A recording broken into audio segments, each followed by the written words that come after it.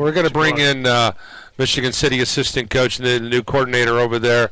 We're going to bring in Ron Shields to join us. Ron, thanks for taking the time. We had a chance to talk to a couple of your team, of your players. I don't know if you had a chance to listen in on that, but what is your? Yeah, hopefully they said all good things. They were very well spoken. Great to hear. Yeah, I figured they did. Give us an idea as you guys have made the transition. Are you excited about the direction the Wolves are going? Very excited. We had to install a new defense, and I wasn't here. I was actually in Texas at the time, and the staff that Coach French put together has done an amazing job getting these guys ready before I got here, just putting in the defense. It's because it's a lot different than what we did the year before. And we've came a long way. I mean, to considering what they ran last year to what they're running now, I think they've done an awesome job catching on and learning it and really buying into a whole new system so far. Couple of things Texas related. This is the true story. Okay. In the early 90s, late 80s, after my parents retired, they moved to just outside of Fayetteville, near Fort Smith, Arkansas, and I was there with my mom was involved in the Walmart management team down there, and I had a chance to go in the Walmart at the time, and I came across this book called Dave Campbell's Texas Football. And this is the true story, Dave Campbell's Texas Football. Beautiful, glossy book about 360 pages. Had all the Texas colleges, but only about a paragraph or so for each high school thing. Uh-huh. And I remember coming back, and I remember sitting down and thinking to myself, number one, we need to do one of these in Indiana, and secondly, the emphasis needs to be more on high school sports than the college. Now, we have a page in the Indiana Football Digest for all of our Indiana colleges. We're always going to do that. But our emphasis is going to be on high school sports. This is the true story. This is how the Indiana Football Digest just kind of came to fruition. Hank, and you were part of the early days when we were growing this. But that's the true story. Now I can tell you this, is the Indiana Football Digest is the second oldest book in the United States, and it is now the largest book in the United States. But that's Texas story for you there. Very familiar with that magazine, and I was just telling one of your coworkers back there about how well done this was put together. And this is not just saying this because I'm on air. I was looking at it. I was like, this is just as good as Dave Campbell. It's not better because, like you just said, you got a whole paragraph. You got nothing but a page on a whole team. So right. That's really impressive. So I'm really glad that you do it. I know the kids must really enjoy reading it. Give us an idea, and it's just a point of comparison. I know you haven't spent the whole year here, but what's right with Indiana high school football compared to what is going on with Texas high school football? Can you make any comparisons? Now, it may be as crazy as an apple versus an orange, and you can't even compare because it's two different animals. How would you lay that out for us?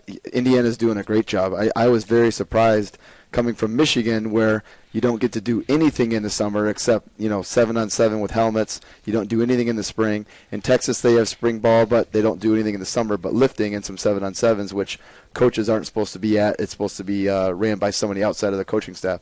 And so far, I think that Indiana, that's why when I've seen the talent and seen the teams that we've gone against so far, are a lot farther ahead than I would say where they're at in Michigan come July or June during the season. Now Michigan can hopefully catch up, and these other schools, the other states that don't have spring ball and summer ball can catch up later on in the season. But I tell you what, I think Indiana is doing a great job.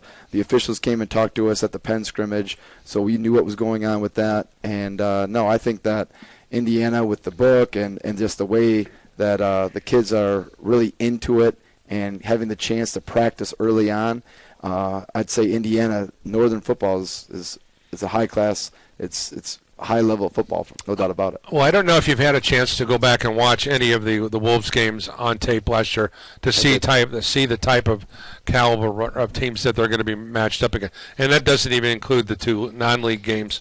And we mentioned that earlier because you've got Warsaw and Lafayette, Jeff. That's two teams that really kind of polar opposites in the way they want to go about doing things. But as the defensive guy, you've got to figure out how to stop because so now you're going to be – you've got a Maryville, which is about as an athletic team as you're ever going to see. Yeah. You've got a Valparaiso team that is already proven they won the state championship a year ago. They don't have to say anything to anybody. They just show up and do what they do. And then there's some other really good football teams in there. You got a Crown Point team that's as solid as they come, that has a coaching staff. Maybe probably, Frank, correct me if I'm wrong, and there may be more head coaches on that team, maybe other than the Chesterton team. That's what I've heard. 5 or 6 there, yeah. Former head coaches. So give us, from what you've seen on film, what kind of things do the Wolves have to be concerned with? Well, from what Coach French told me, he told me about all the the talented players that we got down here. He didn't really tell me as far as all the teams that we were going to be playing, how good they were. So I would say I'm lucky to have the chance to coach here, but I'm also, really lucky to play the teams we're going to play. So no, I noticed Valpo on film already. I noticed Maryville's talent, and Crown Point is as big as they are and what they have. So.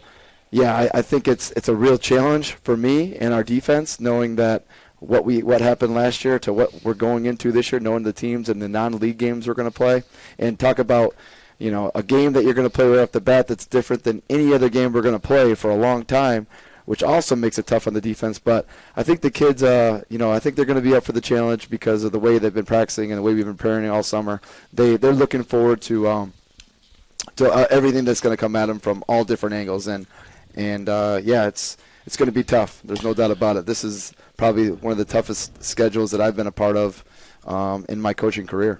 You look at talking with Caden Pierce earlier.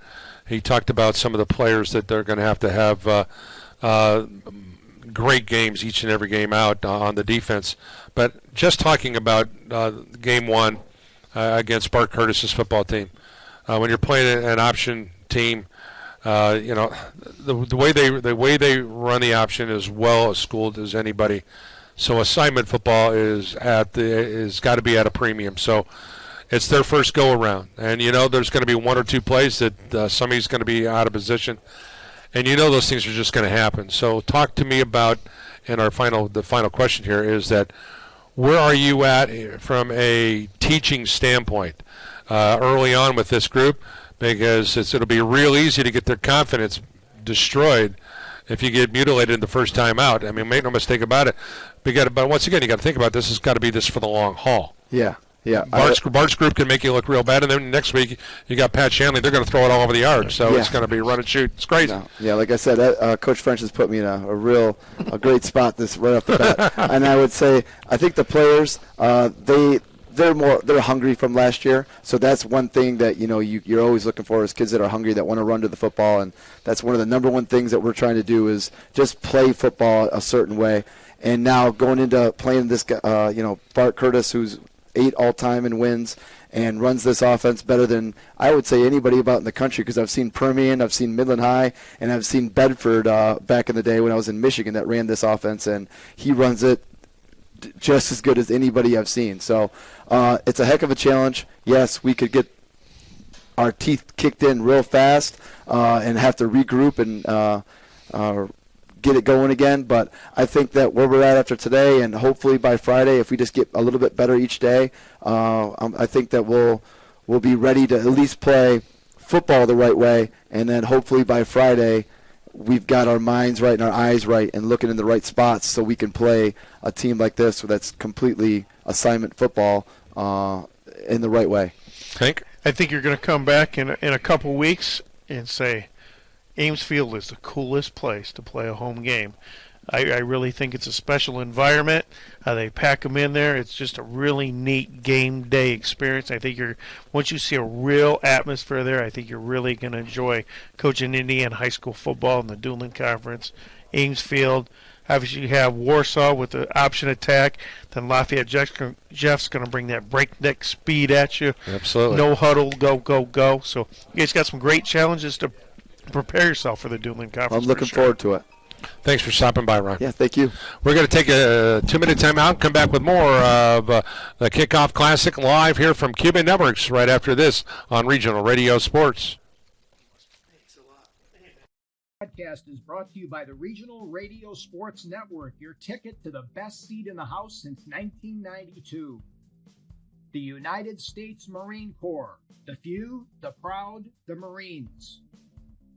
Centier Bank, since 1895, Indiana's largest private family-owned bank.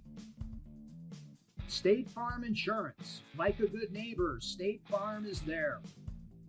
Ivy Tech Community College's Lake County campuses. Your future starts here. Horizon Bank, exceptional service, sensible advice for 150 years. Engravables, your headquarters for awards, trophies, and plaques. Tech Credit Union, the better option for personal and business banking. You talk to your kids about many things, so when it's time to talk to them about finances, know that Centier Bank offers a fee-free student checking account to help guide good spending habits today for an even better tomorrow. Centier Bank. We develop quality citizens who keep our core, our country, and our communities side by side on the winning side. Not for glory, but for honor. For a code that isn't written or spoken, but lived. It's what we do. It's who we are.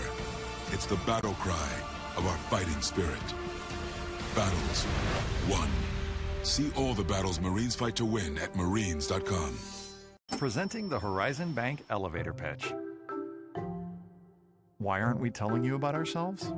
We're waiting for you to tell us about yourself. Our pitch can wait. Horizon Bank. Get a conversation started.